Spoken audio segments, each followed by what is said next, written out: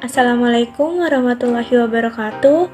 Perkenalkan, nama saya adalah Putri Anggraini dengan NIM 1961201326. Di video ini saya akan menjelaskan tentang konflik dan negosiasi dengan dosen pengampu Ibu Neng Wiliana SEMM. Yang pertama ada pengertian konflik. Konflik adalah situasi di mana dua orang atau lebih menunjukkan ketidaksetujuan terhadap isu yang berkembang di dalam organisasi. Situasi yang menunjukkan antagonisme di antara satu dengan yang lain. Selanjutnya ada pandangan konflik, yaitu ada 3. Yang pertama, pandangan tradisional. Pandangan ini menyatakan bahwa konflik merupakan kondisi tidak berjalannya suatu fungsi yang merupakan akibat dari komunikasi yang buruk, kurangnya keterbukaan dan kepercayaan di antara individu, dan kegagalan para manajer untuk menanggapi kebutuhan dan aspirasi para karyawannya. Yang kedua ada pandangan hubungan kemanusiaan. Pandangan ini menyatakan bahwa konflik merupakan kejadian alamiah dari seluruh kelompok dan organisasi, karena konflik tidak mungkin dapat dihindari. Untuk itu, mesti diterima. Konflik mesti dirasionalkan agar mendatangkan manfaat bagi kinerja kelompok tergantung bagaimana pengelolaannya.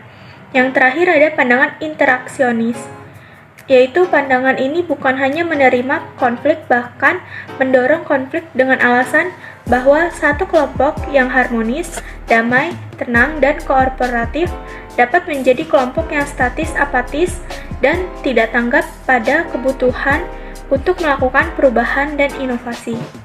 Macam-macam akibat konflik. Yang pertama ada konflik fungsional, yaitu konflik yang menimbulkan akibat positif, antara lain dapat meningkatkan kreativitas, semangat kerja, pengambilan keputusan akan lebih baik, berusaha untuk mencari pendekatan baru, serta memperjelas pandangan masing-masing individu.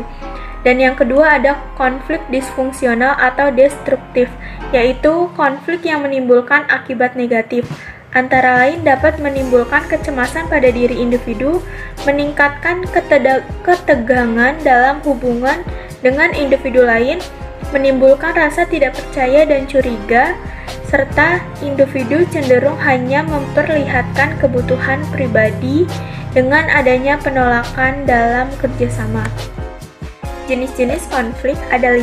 Yang pertama, konflik dengan diri sendiri, yaitu konflik dengan hati nurani atau dikenal juga dengan konflik interpersonal. Yang kedua ada konflik antarpersonal, yaitu konflik yang terjadi karena perbedaan peranan antara atasan dengan bawahan, kepribadian dan kebutuhan, atau konflik vertikal. Yang ketiga ada konflik diri sendiri dengan kelompok, yaitu konflik yang terjadi karena individu tersebut mendapatkan tekanan dari kelompoknya atau individu yang bersangkutan telah melanggar norma-norma kelompok sehingga dimusuhi atau dikucilkan dalam kelompoknya. Yang keempat, konflik kelompok dengan kelompok, yaitu konflik yang terjadi karena ambisi salah satu atau kedua kelompok untuk berkuasa. Ada kelompok yang menindas, ada kelompok yang melanggar norma-norma budaya, ketidakadilan, dan keserakahan kelompok lainnya. Yang terakhir, ada konflik antar organisasi, yaitu konflik yang terjadi karena perebutan kekuasaan, baik ekonomi maupun politik, atau bisa disebut juga dengan konflik horizontal. Ada beberapa penyebab konflik. Yang pertama, SARA, suku, agama, ras, antar golongan. Yang kedua ada permusuhan interpersonal. Yang ketiga, persaingan tidak sehat. Yang keempat, perbedaan persepsi. Yang kelima, hambatan komunikasi. Keenam, ketidaksesuaian visi, misi, tujuan, sasaran, strategi, dan aksi yang telah disepakati. Yang ketujuh ada kepentingan yang tidak terpenuhi. Yang kedelapan, tekanan kerja. Yang terakhir, perbedaan nilai dan keyakinan. Hasil konflik ada 4 macam. Yang pertama, kalah-kalah, yaitu kedua kelompok mengalami kerugian. Yang kedua, kalah menang, yaitu kelompok yang kalah mendapatkan kerugian dan yang menang mendapatkan keuntungan. Yang ketiga, menang kalah, yaitu kelompok yang menang mendapatkan keuntungan dan yang kalah mendapatkan kerugian. Yang terakhir ada menang-menang, yaitu kedua kelompok diuntungkan. Selanjutnya, saya akan membahas tentang negosiasi. Negosiasi adalah proses perundingan dua pihak atau lebih untuk mendapatkan kesepakatan. Manfaat dari negosiasi yaitu: yang pertama, mendapatkan keefektifan dan efisiensi dalam mencapai tujuan. Yang kedua, kesepakatan bersama yang saling menguntungkan.